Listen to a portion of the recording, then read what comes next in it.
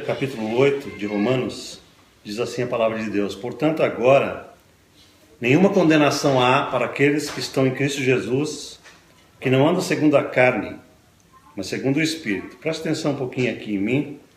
Esse capítulo ele fala de leis espirituais. O apóstolo Paulo, no capítulo anterior, no capítulo 7, estava falando que nós somos libertos da lei de Moisés, ok? Então veja, a lei de Moisés, para quem não sabe, era o conjunto de ordens que Deus tinha dado a Israel, conjunto de regras que Deus tinha colocado para o povo de Israel, para que o povo de Israel pudesse andar de acordo com a vontade de Deus. Ninguém sabia o que era a lei antes de Moisés. Nem Abraão sabia, ninguém sabia. Nós estamos estudando Abraão lá aos domingos na igreja. Naquele tempo de Abraão, para quem está estudando comigo, não existia lei. A lei veio 430 anos depois com Moisés, ok? Paulo está falando no capítulo 7, no capítulo anterior a esse aqui, que agora em Jesus Cristo, todos nós estamos libertos da lei. Não significa que nós estamos libertos para pecar, entendeu? Significa que nós estamos libertos da condenação que a lei impunha sobre nós, porque ninguém conseguia cumprir a lei na integridade, na totalidade. Então agora no capítulo 8, ele usa a palavra portanto, vocês viram aí. A palavra portanto, ela tem relação com o que estava se falando anteriormente, certo? Toda vez que você fala portanto, é porque você estava falando algo antes. E ele estava dizendo o seguinte, que ele, Paulo, foi liberto da lei, e todos nós fomos, e que agora nenhuma condenação há para aqueles que estão em Cristo Jesus. Então eu preciso explicar direitinho para você sair daqui. Ó, esse assunto é um assunto que tem a ver com a nossa vida diária. Porque se você não souber lidar com os aspectos da graça de Deus, você simplesmente vai ter uma vida cristã totalmente derrotada. Então, para vocês que são crentes novos, saiba disso. Se você vai para uma igreja em que o pessoal só ensina a lei, só ensina faça isso, não faça aquilo, isso não dá o poder para você viver uma vida abençoada e adequada. Se eu falo para você somente a lei, olha, não adulterarás, não isso, não aquilo, isso não traz para nós a graça de Deus, o poder que capacita para a gente acabar sendo santos de verdade. O que capacita a nossa vida para a gente viver para Deus não é nem tanto a lei, e sim o poder da graça de Deus pelo Espírito Santo de Deus. Então eu quero ser bem claro, o mais claro que eu puder, para você entender isso, porque isso aqui não pode ser passado na sua cabeça assim na superfície. Você tem que entender a verdade. Tudo bem, turma? Beleza? Então, vamos lá abrir em 2 Coríntios, capítulo 5. O apóstolo Paulo também está dizendo o seguinte aqui. Assim que, se alguém está em Cristo, nova criatura é. As coisas velhas já passaram, eis que tudo se fez novo. Quando Paulo fala que todas as coisas velhas já passaram, ele está querendo dizer o seguinte: no espírito do remido, que nós somos os remidos de Deus, certo? No nosso espírito, todas as coisas antigas do pecado, da malignidade, de Satanás, do mundo, já passaram, já não existe mais. Então, para vocês que estão chegando agora e não conhecem muito da palavra de Deus, saiba o seguinte: nós somos divididos em 3 áreas, todo mundo sabe disso. E Paulo está dizendo aqui que somente o nosso espírito é que foi regenerado e transformado de uma vez por todas. Aleluia. Amém? O nosso corpo ainda não, continua o mesmo. Aliás, não continua o mesmo. Eu estou mais gordo do que antes. Então, veja, o que é que mudou de fato, né? Quando Paulo diz aqui que aquele que está em Cristo, nova criatura é, ele não está se referindo ao nosso corpo. Também não está se referindo à nossa mente. Às vezes a nossa mente vai ficando pior. Não é verdade? Mas note o texto, olha bem o texto. Ele está dizendo, se alguém está em Cristo, nova criatura é de verdade, não será. Ele está falando que é. Ele está dizendo que todas as coisas velhas já passaram. Ora, isso só pode se referir ao espírito do ser humano regenerado. Então, espera aí que nós vamos fazer uma conexão com Romanos 8, que nós estamos lá em Romanos 8. Ok? Ok. Qual é a parte de nós que recebe a total justiça de Jesus Cristo? O nosso espírito. Então agora você vai começar a entender você melhor um pouquinho. Ok? Deus não lida com você diretamente baseado nas suas emoções. Porque o crente é totalmente neurótico, a maioria dos crentes tem problema, né, na relação com Deus. Se ele não está se sentindo bem, ele acha que Deus está mal com ele. Muita gente, pastor, eu não estou sentindo Deus, eu não sinto isso. O crente não deve viver pelos seus sentimentos. Ele deve viver pela fé no que a palavra de Deus diz, ok? A palavra de Deus diz que o teu espírito é absolutamente santo, por incrível que pareça. Vocês têm que acreditar nisso, ok? Porque esta é a palavra de Deus, né? Ela está dizendo que o nosso espírito é completamente santo.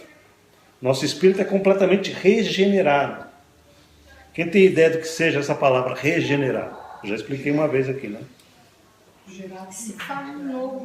Gerado de novo. Regenerado. Então é gerado de novo. Nós nascemos de Deus de verdade em espírito. Você é filha de Deus, diga amém. Vocês são filhos de Deus. De verdade, isso aqui não é uma analogia, é uma palavrinha bonita. Oh, queridos, vocês são filhos de Deus. Não, nós somos filhos de Deus mesmo. O nosso espírito foi gerado pelo Espírito Santo. O problema da gente não está no nosso espírito. O nosso espírito é maravilhoso. O nosso espírito não se zanga. Aleluia.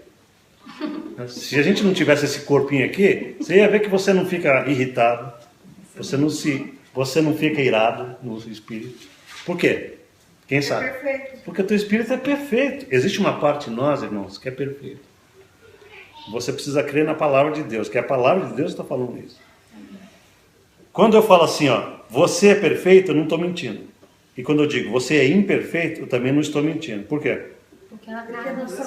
Porque depende da área que eu estiver focalizando. Se eu estiver focalizando o teu espírito, eu posso dizer que você tem a perfeição que Jesus já operou em você. Mas se eu estiver falando da tua alma e do teu corpo, evidentemente eu tenho que admitir que ele ainda não está perfeito como deve ser. Ok? Então, o que Paulo está dizendo para nós é o seguinte: agora, pois, não existe mais nenhuma condenação em nosso espírito. Quando Deus olha para mim e para você, porque Deus é espírito, ele não trata conosco na carne.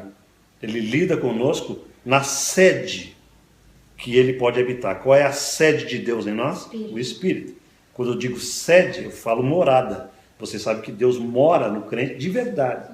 Isso não é também uma figura de linguagem. Jesus habita em você pelo Espírito. E você tem que acreditar nisso de verdade. Amém. Independente dos teus sentimentos. Eu não consigo sentir. Deus não está falando em sentimento aqui. Deus está falando em fé. Você tem que crer. Amém? A fé vem pelo ouvir e ouvir a palavra de Deus. Você tem que crer nisso, nessa verdade que você é um com Deus. Nós não vamos abrir esse texto aqui que eu estou falando, mas o apóstolo Paulo também diz em Coríntios que aquele que se une com Deus é um espírito com ele. Nós somos unidos com Deus de tal maneira que nós somos um em espírito. Aliás, Paulo diz que você tem a mesma capacidade divina de Cristo no teu espírito. Às vezes a gente está vivendo uma vida super fraca, super anêmica espiritual, mas dentro de você existe uma usina gloriosa de poder que está dentro do teu espírito. Amém? Você vai perguntar assim: pastor, como é que a gente faz acesso a isso? Através da renovação da mente. A mente é o único canal, é a única chave, é o único ponteiro que você pode mexer para você ter acesso às coisas de Deus. Então, para você ter uma vida vitoriosa, a primeira coisa que você tem que ter no seu coração, não pode ter a ideia de condenação. Amém? Você é absolvido dos teus pecados eternamente. Diga amém. Amém. Você é absolvido. Não significa que você não peca. Ok? Não significa que a gente não erra e que a gente não possa escolher caminhos errados. A gente pode. Porém, o que Paulo está trazendo para nós aqui é a ideia de que nós fomos feitos justiça de Deus através de Jesus. Agora a palavra justiça, por favor, me ajudem. Vocês já ouviram isso aqui comigo. O que significa a palavra justiça nesse contexto aqui? Não significa retribuição de mal com mal ou de bem com bem, não. A palavra justiça aqui significa o quê? Significa retidão. Capacidade de retidão com Deus. Ok? Eu quero que você entenda esse conceito, porque já já a gente vai voltar para Romanos 8, e eu quero perguntas, eu quero que você me faça pergunta. Tá bom? Para você entender Romanos 8, que a gente vai voltar para lá, você tem que entender esse termo justiça. Por que que Deus nos fez justiça? Ou nos fez justos, podemos dizer assim. Você é justo aos olhos de Deus, de uma maneira absoluta, de maneira perfeita. A Kelly falou isso, que nós temos o Espírito perfeito. Tudo que está ligado ao Espírito é perfeito. Amém? Deus não pode habitar na imperfeição. É verdade.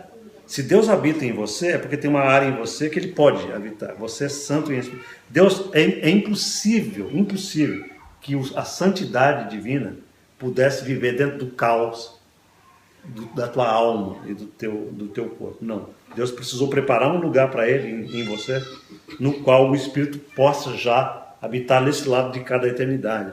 Desse lado, antes da gente morrer, nós temos um vaso em nós que é santo, é purificado, é lavado, para sempre, para a glória de Deus. Amém. Amém? Isso tem que ser o motivo da tua transformação diária. Você crê nisso. Através de você crer que você já é perfeito, é que você traz o teu comportamento a uma melhoria. E não é o inverso. Amém? Então vamos ler o restante aqui de Coríntios, ok? Diz assim, versículo 18. E tudo isso provém de Deus, que nos reconciliou consigo mesmo por Jesus Cristo e nos deu o ministério da reconciliação. Isto é, Deus estava aonde? Qual é o texto?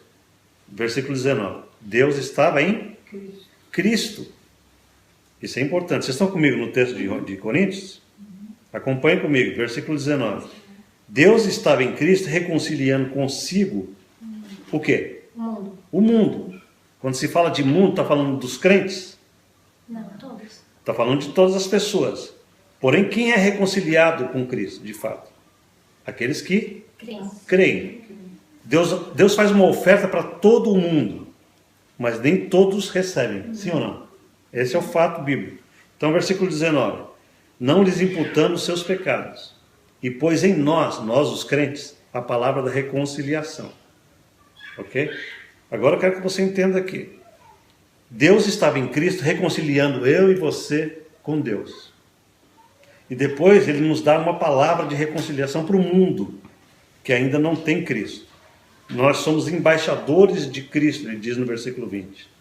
De sorte que nós somos embaixadores da parte de Cristo, como se Deus por nós rogasse. Rogamo-vos, pois, da parte de Cristo, que vos reconcilieis com Deus. O que significa um embaixador, Tom? Embaixador é um cara que é representante de um governo em outro governo, certo? Então o que o apóstolo Paulo está dizendo é o seguinte: agora que nós já somos reconciliados em espírito com Deus, nós temos uma tarefa, que é uma tarefa que nós precisamos ter a graça de Deus para levar adiante. Qual é? Ele está falando aqui. Nós somos responsáveis por trazer pessoas que ainda não têm Jesus para ele. Nós somos embaixadores.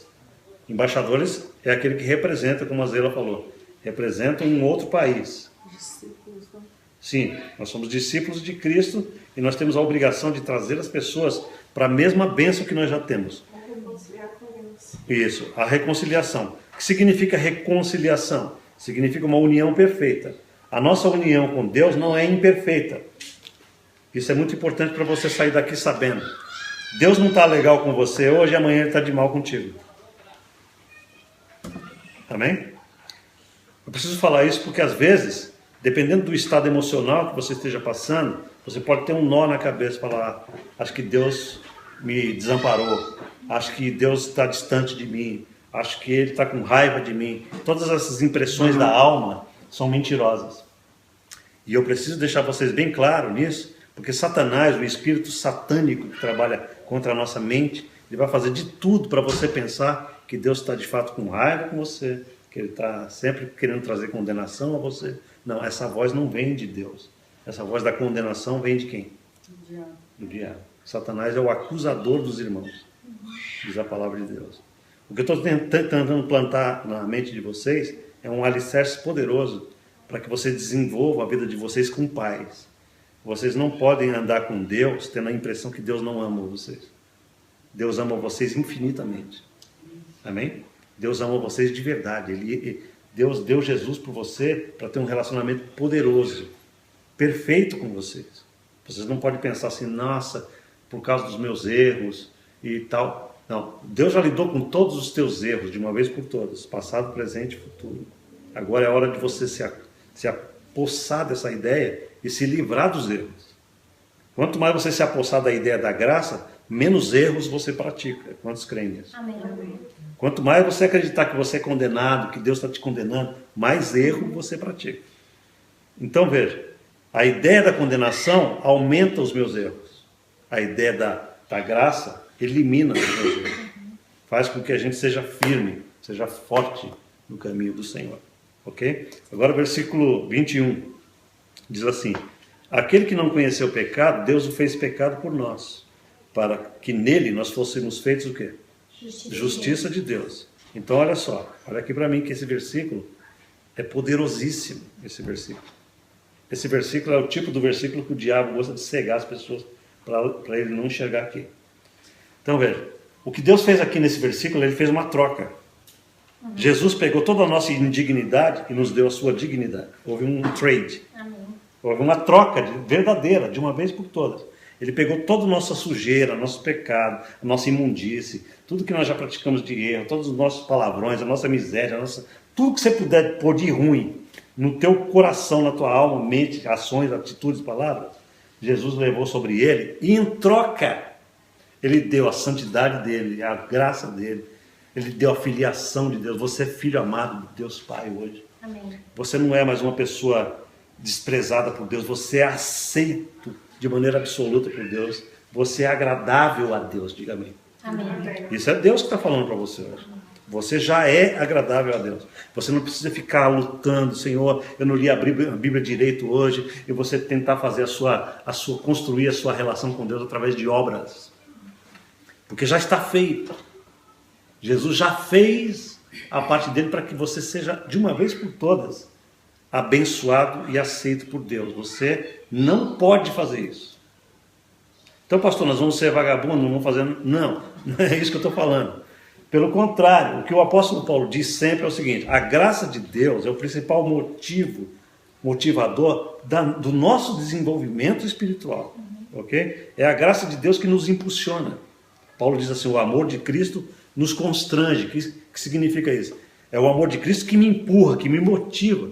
Quando eu sei que eu sou tão amado, eu sou motivado a ser santo. Amém?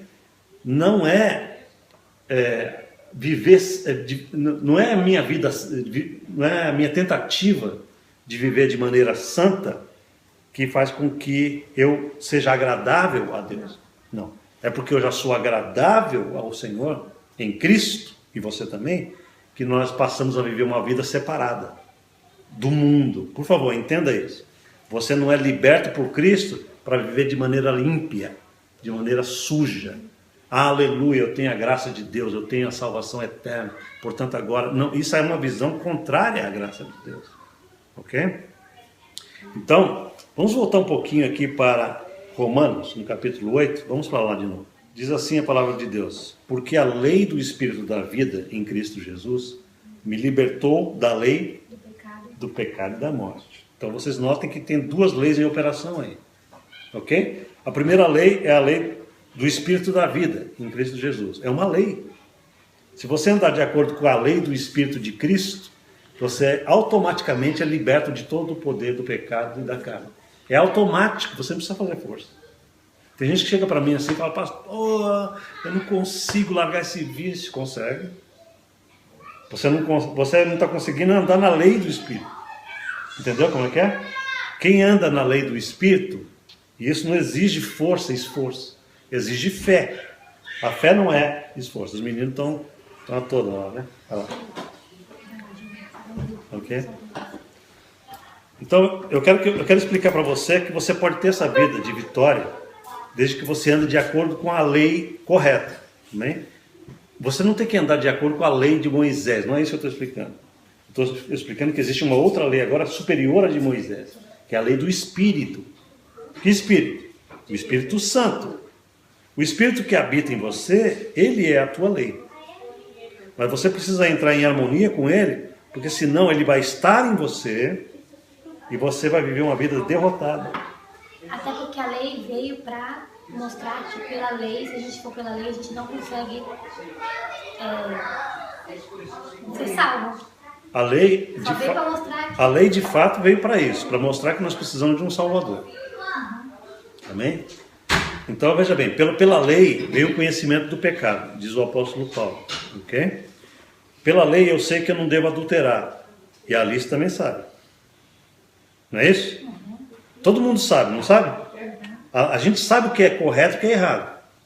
Agora, a capacidade para a gente viver isso não vem da lei. Vem do Espírito. Entenderam?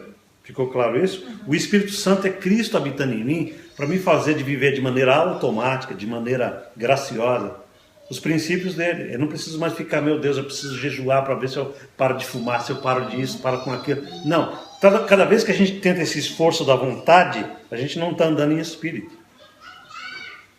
Toda vez que vocês... Não esquenta a cabeça com as crianças muito, não. Ok? Presta atenção na palavra do Senhor.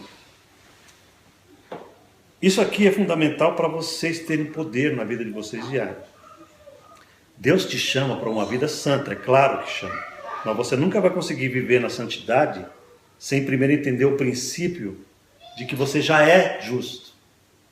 Você já é justo, portanto agora o Espírito Santo que habita em você vai te capacitar as tuas emoções e pensamentos a serem justos. Amém. Não é o caminho inverso.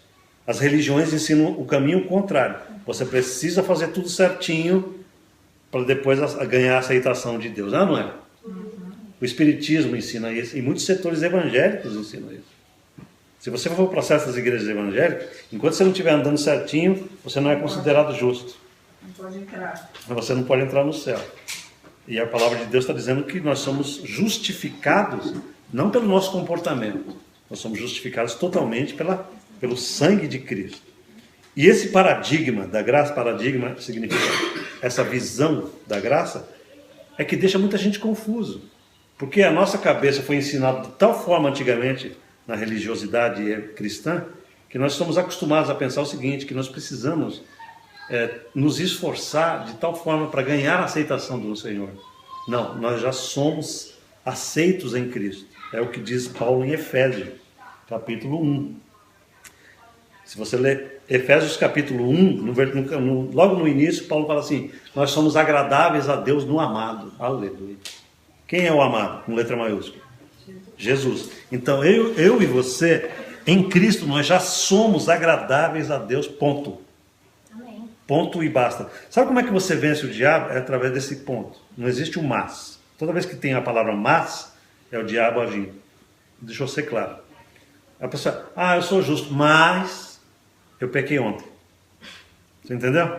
Não tem esse mais.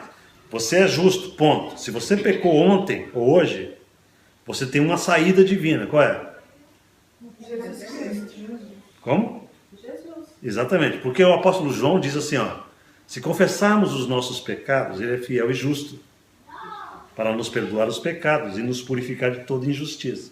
Por que ele fará isso? Porque ele já fez. Foi claro? Mas pastor, a gente não pode ter a visão de que porque a gente já é amado, perdoado, que a gente pode todo dia ficar assim, eu vou pecar, mas aí eu vou pedir perdão, eu já...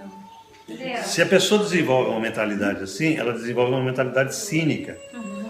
Então ela se prejudica a si mesma.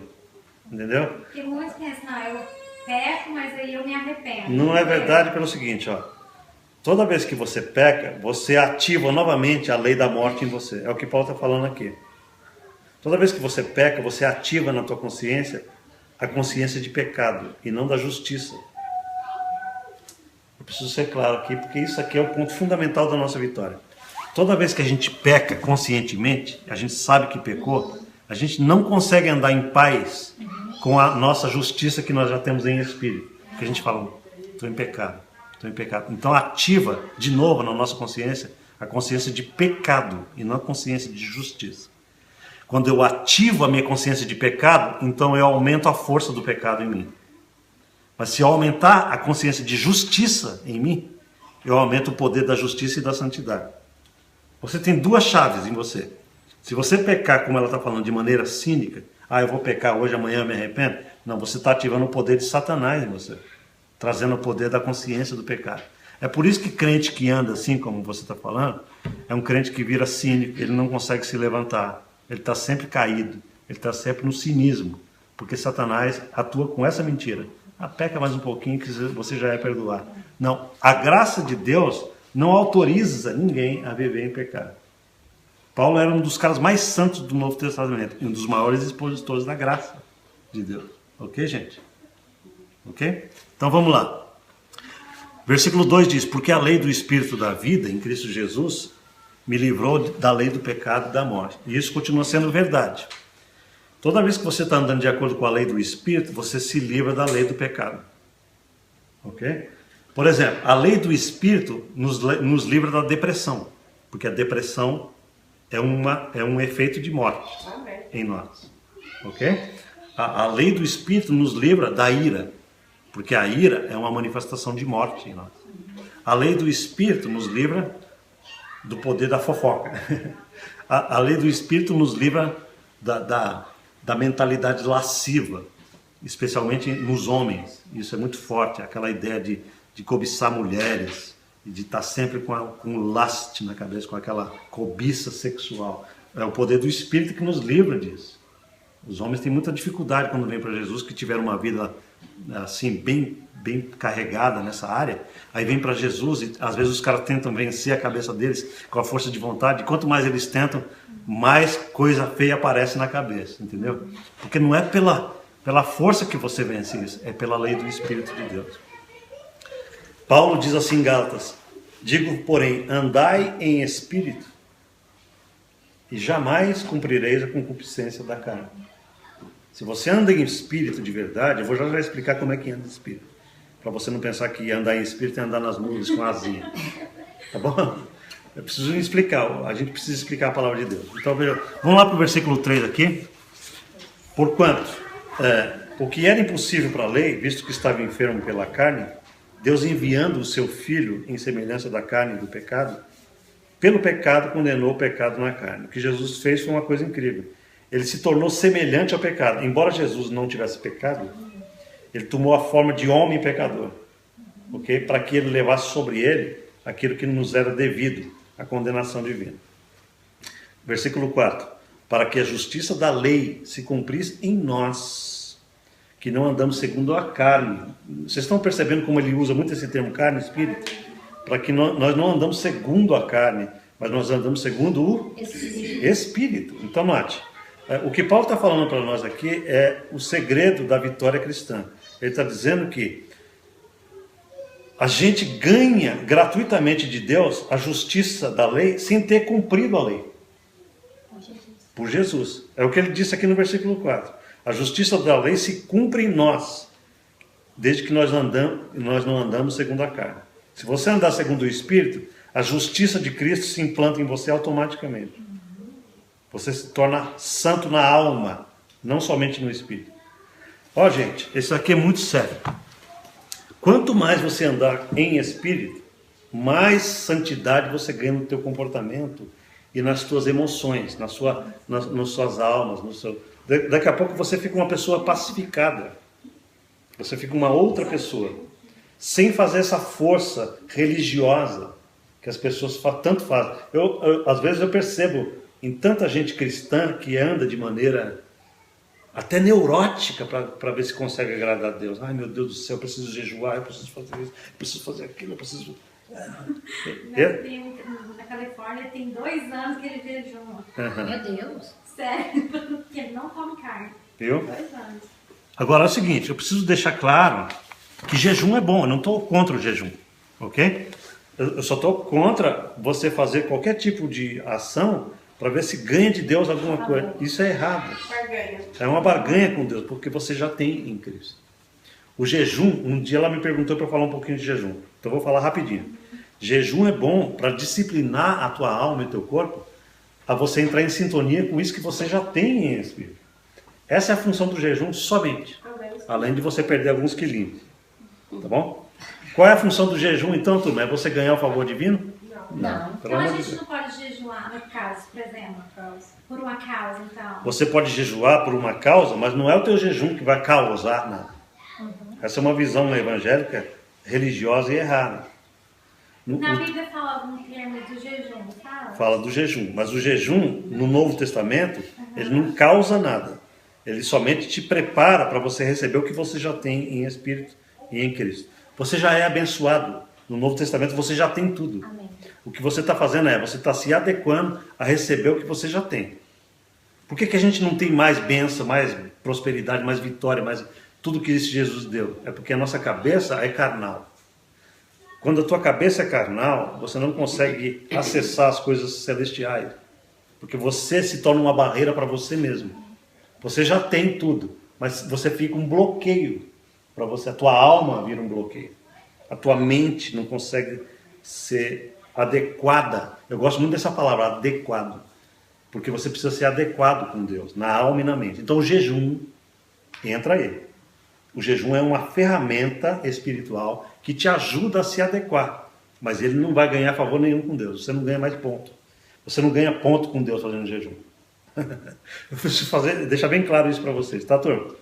Você não ganha ponto com Deus indo na igreja. Você não ganha ponto com Deus lendo a Bíblia. Não, você vai na igreja porque você precisa da palavra. E se você não for, você está sendo estúpido. Desculpa a expressão. Mas você não ganha ponto com Deus. Você perde de não ir na igreja porque você não está renovando a sua mente, não está sendo alimentado com a verdade. Mas você não muda Deus em relação a você. Você muda você em relação a Deus. Ler a palavra de Deus não muda Deus em relação a você, mas muda você para com Deus, sim ou não? Amém. Se você deixa de ler a palavra, você fica despreparado, tua mente fica totalmente despreparada. O inimigo te ataca com facilidade. Então, o que eu estou tentando sempre trazer para vocês aqui é a ideia correta da graça. Vocês já são abençoados por Deus e agora vocês precisam tomar posse disso. Tudo bem? Ok, vamos lá. Versículo 5. Os que são segundo a carne se inclinam para as coisas da carne, mas os que são segundo o Espírito se inclinam para as coisas do Espírito. Então o que Paulo está falando aqui, eu gosto da versão em inglês, porque a versão em inglês ela dá uma ideia muito melhor do que está aqui em português. Na versão em inglês, o apóstolo Paulo fala assim: aqueles que set their minds, quer dizer, que estabelece a mente deles nas coisas do Espírito, esses são espirituais. E aqueles que set their minds na carne, no flesh, se tornam carnais. Então agora deixa eu fazer a explicação para vocês, que eu prometi, o que é andar em espírito. Para que vocês não fiquem pensando que andar em espírito é viver que nem anjinho. Tem gente que pensa assim, andar em espírito que é, pastor? É a gente viver no mundo da lua. Não, andar em espírito é ter uma mentalidade em harmonia com a palavra do Novo Testamento. É isso que é andar em espírito. É a mentalidade. Entendeu? Não é nada místico, não tem nada de aura nenhuma. Andar em espírito nada mais é do que você desenvolver uma mentalidade nova em harmonia com a verdade do Novo Testamento, com a verdade da palavra. O que é andar em espírito então, turma? É ter uma mentalidade cristã, verdadeira, renovada. Andar na carne, por sua vez, é o inverso. É ter uma mentalidade voltada para as coisas do mundo, da carne, ok? O que significa carne? Você sabe disso. Carne nada mais é do que a união da alma e do corpo que estão afastadas de Deus. Isso é carne. É alma e corpo. Essa parte fraca do homem. Alma e corpo. Entendeu? Toda vez que você andar de acordo com sentimentos, com sensações físicas demais, você está andando na carne. A minha versão aqui, ela fala que essa parte da carne, ela fala como natureza humana. Também, a natureza humana caída, não a natureza humana renovada. Ok? Muito bem? Para você ativar essa lei do Espírito e viver em vitória, Paulo diz assim: se você andar de acordo com a lei do Espírito da vida, você não anda de acordo com a lei do pecado. Porque as duas coisas são exclusivas. Você exclui. Ou uma ou outra, exatamente. É por isso que você pode estar vivendo num certo momento do dia na carne e num outro momento no Espírito, dependendo da sua cabeça. Porque a chave para andar em Espírito é mente. Foi claro? Eu repito porque isso é importante.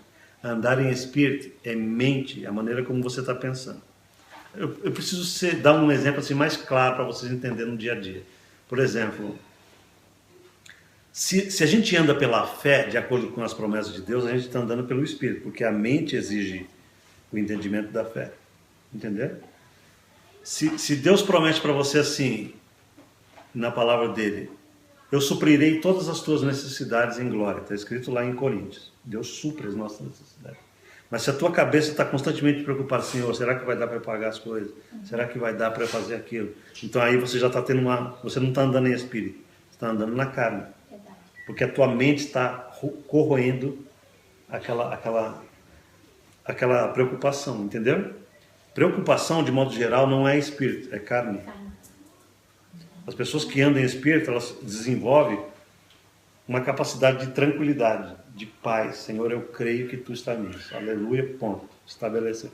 Mas, aí entra o mais do diabo. Mas você não sabe o que está acontecendo. Olha o que está acontecendo ao redor.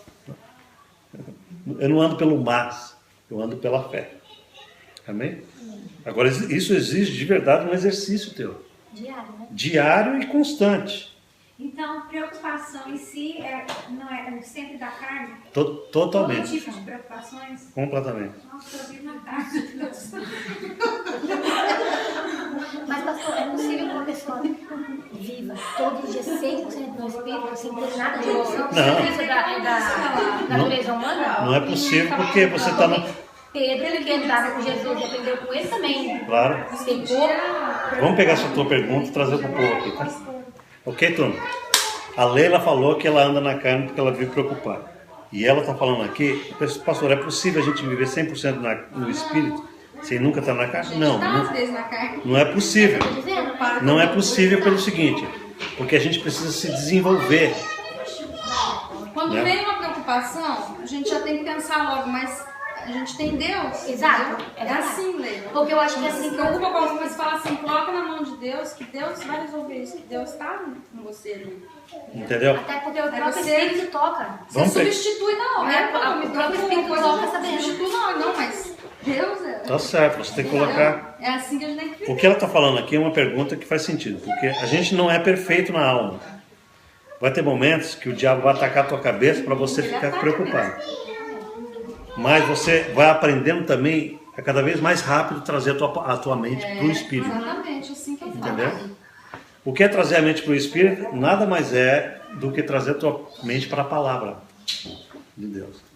E Deus fala na palavra que não preocupeis por coisa alguma. Exatamente. 365 vezes está lá. Aí pega esse versículo que a Norma falou, por exemplo. O apóstolo Paulo diz, não vos inquieteis com coisa alguma. Você traz isso para a sua cabeça. A palavra de Deus diz para ele não me inquietar. E ponto. Ok? A palavra de Deus diz assim, que que eu devo levar as minhas orações ao Senhor e Ele vai me encher da paz sobrenatural. Está escrito. Amém. Em Isaías 26:3 diz assim, tu, Senhor, conservarás em perfeita paz aquele cuja mente está firme em ti. Porque ele confia em ti. Isso não é brincadeira, isso é verdade. Note, Deus conservará em perfeita paz, não é uma paz imperfeita. O meu comportamento é imperfeito, mas a paz que Ele me dá é perfeita, porque não é natural, é uma paz sobrenatural. É verdade. Entendeu isso? Não Quando importa você... as circunstâncias. Exatamente. O momento que você experimenta uma paz sobrenatural e você percebe essa paz, você descansa no meio da tormenta, no meio da tempestade. Porque aí já não é mais você, é o Cristo em você que está em ação. Aleluia. Amém? É verdade. Você pode até ter uma preocupação, mas aí logo o Espírito já dá aquele técnico na sua cabeça. Glória a Deus. E tem áreas que é assim, automático, você já consegue dominar automático. Tem algumas áreas que é mais difícil. Aí, Zena, você falou a verdade. Por que você diz que tem áreas que são mais automáticas? A questão financeira, para mim, sempre é automática. Eu não me preocupo com nada. Então, mas tem gente que já tem luta nessa área. Nossa, é a área que eu é não tenho mais... luta nenhuma. Que as pessoas têm mais luta. Então, mas espera um pouquinho. Eu quero chegar no ponto que ela chegou. Por que você desenvolveu um automatismo maior na área financeira? Porque você aprendeu... Sempre você precisou... Não. Porque você aprendeu a trazer sua mente para as promessas de Deus na área financeira. Exato, porque diz que nada vai me faltar e nada. Então, não falta, nunca E eu creio nisso. Exatamente. Eu creio, e ele me prova isso todo dia. Então a chave é a mente. Ela aprendeu ao longo dos anos a focalizar rapidamente a mente dela na área financeira, na palavra de Deus. De maneira que ela foi perdendo a dificuldade em se concentrar nessa área. Eu já sou preocupada assim, com coisas banais mesmo. Por exemplo, eu preocupo com a minha avó no Brasil, meu tio tá doente, fico o tempo todo assim na cabeça, sabe? Então, olha só, é por isso que o segredo para a sua vitória chama-se meditação na palavra. Você não pode ter uma vida vitoriosa sem pensar na palavra o dia inteiro. Ficar 24 horas sem pensar na palavra, você está virando um alvo para Satanás. Você tem que ter algo ouvindo. Você tem que ter com a palavra constantemente. Nem que for um vídeo, alguma coisa. Você tem que ler a palavra. Porque você esquece. Até Você porque esquece. às vezes o problema que você tem, você estudando a palavra, vai vir aquela palavra que vai resolver o seu problema. Se você não lê a palavra, não estuda a palavra, não escuta nada da palavra, não escuta um programa com a palavra, a tendência a escutar as coisas do mundo, aquilo vai entrando na sua mente. A sua mente vai ficando carnal. Você vira um alvo de Satanás. Satanás vai te derrubar. A ansiedade, pastor, é carnal. A ansiedade, de modo geral, ela está ligada a essa questão aí da preocupação. Depressão, ansiedade, isso não é coisa de Deus. Estresse. Eu sou muito estressada. Abre lá em 1 Pedro 5,7. Vamos lá. Está escrito aí, ó. Lançando sobre ele toda a vossa ansiedade, porque ele tem cuidado de vós. A versão que eu tenho fala assim: entreguem todas as suas preocupações a Deus, pois Ele cuida de vocês. Muito bem. E na sua versão? Lançando sobre ele toda a vossa ansiedade, porque ele tem cuidado de vós. Então, eu sugiro o seguinte: toda vez que você lê um texto, esse texto tem que ser personalizado para você. Ele não pode ser um texto só da palavra de Deus. Você tem que fazer ele virar a tua cabeça. Ok? Esse texto tem que ser para você. Se você tem dificuldade numa área, você tem que ter mais textos bíblicos naquela área que você tem fraqueza. Se você tem problema com ansiedade, você vai ter que buscar na Bíblia textos que falam mais sobre a ansiedade, sim ou não? Para você fortalecer os teus conceitos com Deus. Então, por exemplo, eu sugiro você meditar nesse versículo da seguinte maneira. A palavra de Deus diz assim: lançando sobre ele toda a vossa ansiedade. Começa a esmiuçar isso. De que maneira? Leia as palavras. Ele está falando toda a ansiedade, não está falando alguma. Né? Ele não está falando de vez em quando. Ou alguma ansiedade. Toda a ansiedade. Senhor, meu tio lá no Brasil, eu tenho ficado preocupado com ele, mas a tua palavra diz que eu posso entregar nas tuas mãos a minha família, que o Senhor vai cuidar dele. Entrega e não pega de volta. Deixa o tio E é lá. muito bom isso. Porque você entrega. Mas a minha ansiedade é de querer resolver tudo agora. Aham. E eu tenho que fazer amanhã, eu tenho que fazer hoje. Opa, Jesus tem outro texto para você então. Esse é o problema. Jesus disse assim, a respeito do dia de amanhã: não presumais do dia de amanhã, porque não sabeis o que haverá. Jesus fala assim: basta cada dia o seu mal. Entendeu? Então, por exemplo, Tânia, nós estamos fazendo aqui um apanhado de textos bíblicos. Primeiro, você tem todo o direito de ter uma vida com os direitos de justo que você tem. Quais são os direitos que você tem? Você tem direito à paz.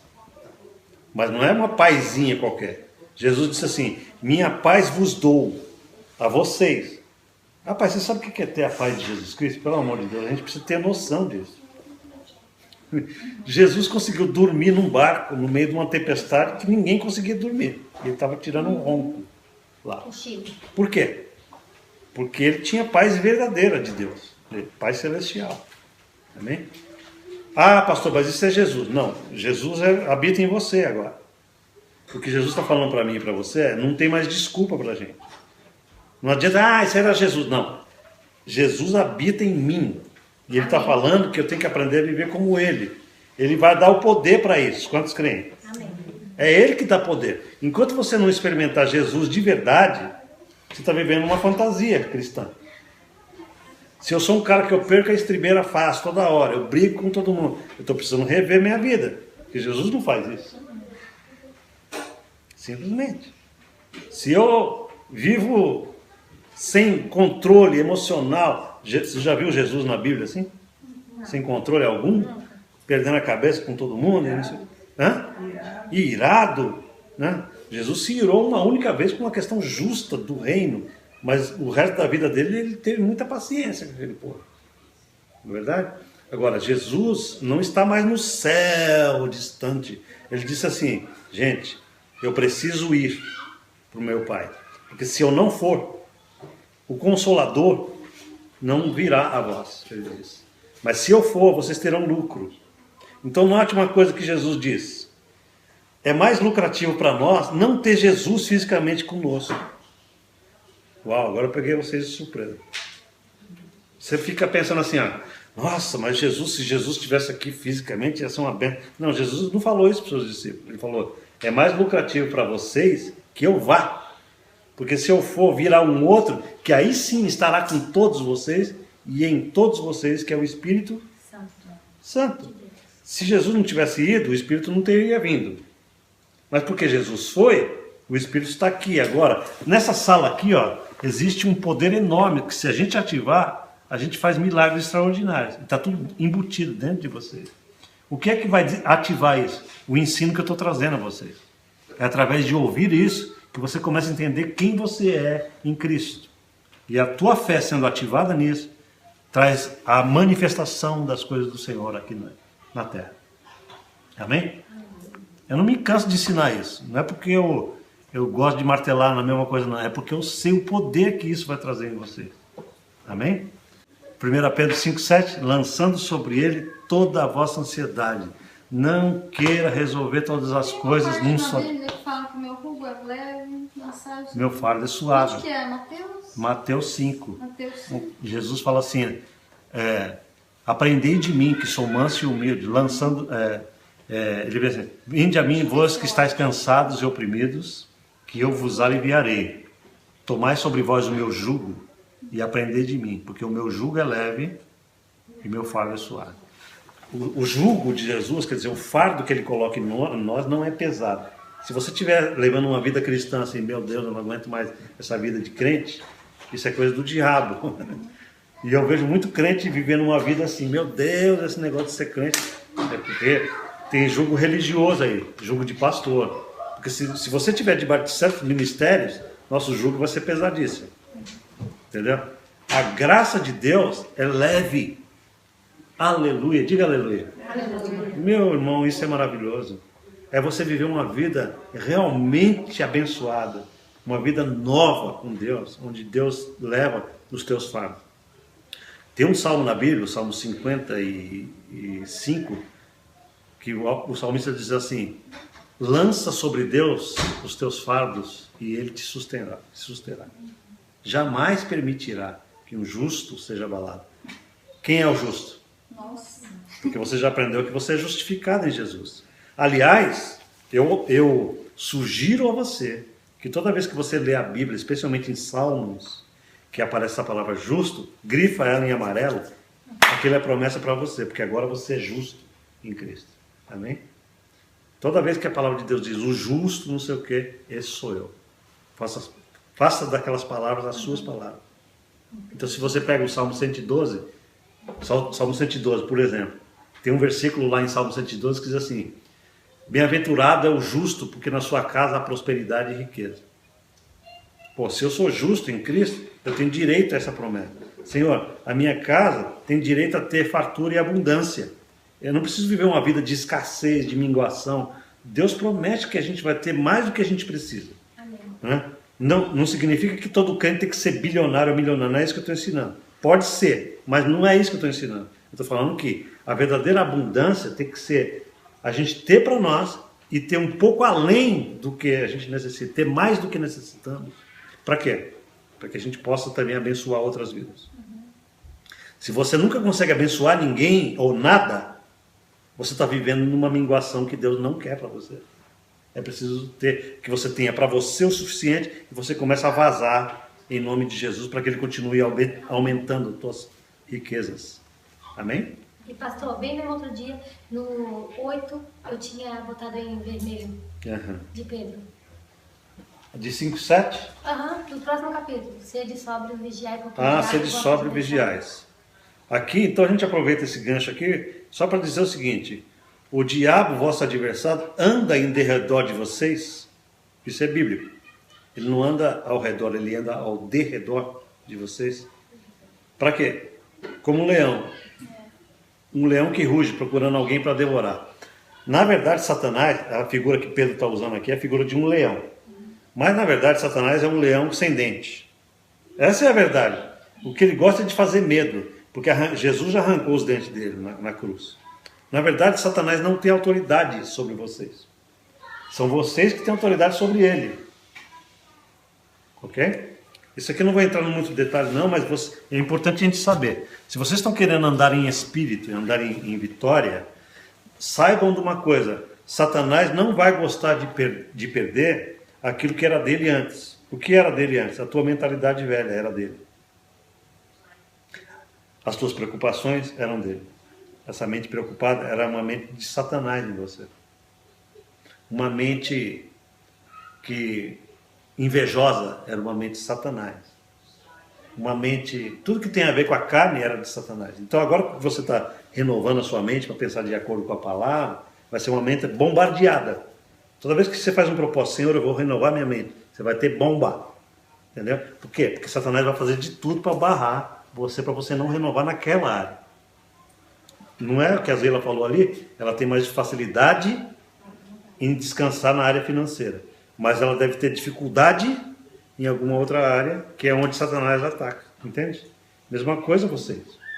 Satanás sabe a fraqueza da gente onde foi, porque ele estava ali dominando. Ele estava controlando certos setores, porque a gente entregou para ele, quer voluntariamente ou involuntariamente, a gente pode dar acordo com o diabo de maneira involuntária também. Então, às vezes, você tem dificuldades em certas áreas, mas você não viva mais assim. Agora você tem direito em Cristo de renunciar a essas potestades da mente.